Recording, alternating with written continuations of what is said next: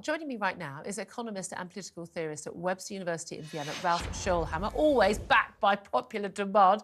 Good afternoon to you, Ralph. Good to see you, Julia. You humble me, but it's great to be back. Very great to have you back. Now, I mean, you and I have been talking about this a number of times on the show about, about climate change and the propaganda that goes out on this, and a lot of the stuff that is simply not backed up by the science from serious people who are genuinely worried about climate change. But it's the fact that children are worried about it. This all started with Greta Thunberg as their hero, was it not? But it's getting worse and worse, isn't it?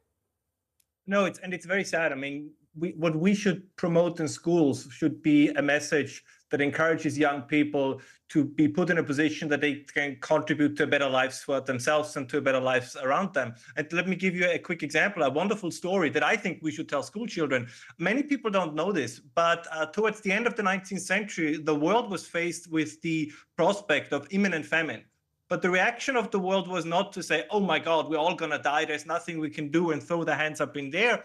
What they did was to say, okay, we need more food. So two Germans, an obscure Frenchman, and their English intern, and that's a true story, developed what is nowadays known as the Haber-Bosch process, which is artificial fertilizer, which feeds half the world. So most of your viewers and one of the two of us, Julia, wouldn't be here without that process. But the point is, there was a can-do spirit. And nowadays, we have a can't-do spirit. And that's really the problem. And we are promulgating that in schools. Oh, 100%. So instead of educating young people to be optimistic, to be energized, to be motivated for the future, we say, the future's going to be bad. You're going to be worse off than your parents. Of course, no, we don't young even people say, what's the to, point of it? We don't even say you're going to be worse. We say you should be worse off than your parents, and that having heating and light when you need it, and being able to buy goods that you want and ship them around the world and things, that makes you a bad person. I mean, it is extraordinary, isn't it? And we should be telling children, look, okay, why don't you become a scientist or an engineer and come up with a solution to this problem? I mean, I'm all for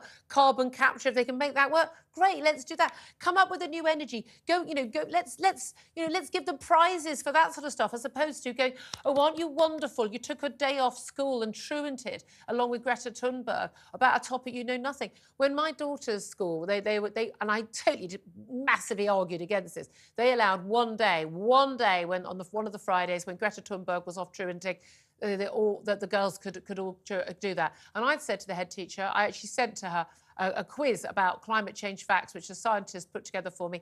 Tell them if they can get like even 60% on this 10-question quiz right, then they can do it. But if they couldn't, odds were they didn't really know enough about the topic to care strongly about it. And unfortunately, it was a bit too late in the day for her to do this. But I reckon most of those girls would have struggled to get 10% right, because they all say, oh, it's terrible, the world's burning, the world's drowning, we're all going to die, we're going to be underwater in 20 years' time, there's going to be no snow, and we're going to be hot, and it's going to be very cold. I can never work out because it seems to be all of these things at the same time. And there's no point doing anything other than, curling up in your bed.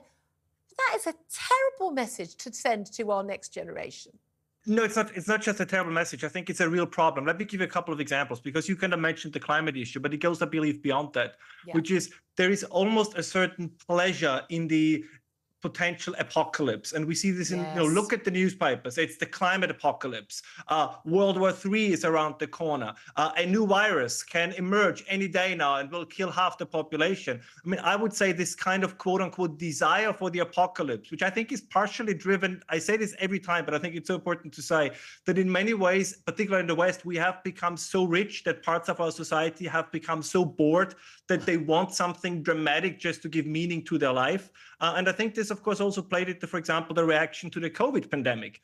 There was a lot of overreaction to it because for some reason there was this idea, this is now going to be it. This is the going to be all, end all, great challenge of the day, of the moment. And this is really a problem because, as you say, if you desire the end of times, if you kind of wish for the end state scenario, then of course you don't really have an interest in finding solutions for it. And this have always been my main criticism about the environmental movement. I care about the environment as much as you do. I care about the climate as much as you do. What worries me is that those who push for it the hardest, the Just Stop Oil and Fridays for Future group, they are not interested in solutions. Yeah. They want the pain, they want the suffering, as long as it excludes them, right? This is always the thing. They for themselves, of course, they'll they go on. privileges. They'll still take their half-term ski flights, as indeed will I. But this, I think, a lot of it's also down to the drama. Everything's dramatic now. If you see the news footage, it's always, you know, historic. This is since records began. The records began 16 years ago. You know, that sort of thing. Everything is always. It has to be. It's like we live in, you know, apocalyptic, you know, epoch-making times, as opposed to, yeah, okay. It's like even the pandemic. You know. But there was another one 100 years ago. It's not that different. Our reaction to it was different, but it's not that different. Yeah. No, and it's worse than this, because again, you put your finger on a very, very important cultural phenomenon.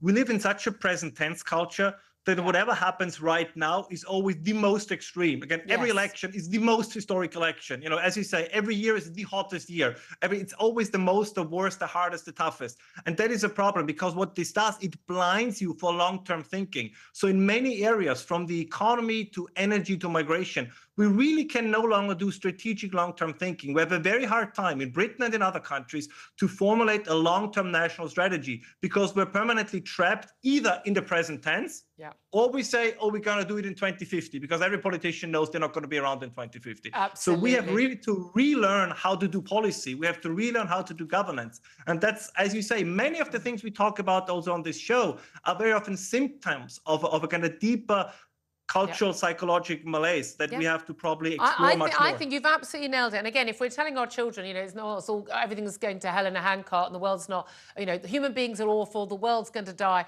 what is the point? And then we wonder why we've got a load of really depressed, miserable children. I hope next year their word of the year is fun, because that's what kids should be having. Ralph Schoellhammer, always a pleasure to have you on the show, talking so much sense. Claire Pissell, you and I both got teenagers. Look, this is a real concern. Kids are really unhappy. Yeah, but I think that we've helped make them that way. And it was really interesting what you were saying about why not become a scientist and come up with a solution. My son is into cars. And he doesn't want to drive an electric car, he wants a proper car. Good for him. And he wants to come up with an alternative fuel that works properly. Brilliant. Go and do it. Exactly. I do think, again, this message, and you think the ideology, if you don't think your kids are being instilled with this sort of message in schools, you want to go and find out what's really happening in the lessons, because that's all they're getting all day these days.